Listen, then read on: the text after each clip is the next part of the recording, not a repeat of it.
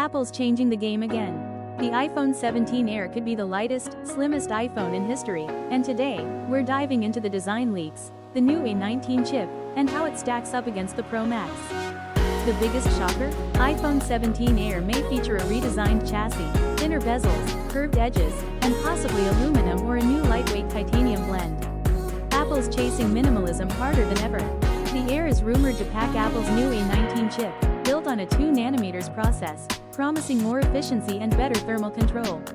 Expect blazing fast performance even in the lighter model. Another bold move, eSIM only in more regions. No SIM tray at all in the iPhone 17 Air, signaling Apple's push toward a fully portless future. So what's the difference? Air, lighter, thinner, still powerful, focused on design. Pro Max, heavier, bigger camera sensors, more pro features.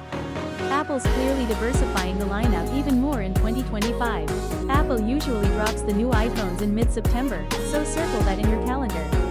Expect the Air to grab headlines on day one. Let me know, would you trade camera power for ultra-slim design? The iPhone 17 Air could finally be the MacBook Air of phones. Thanks for watching.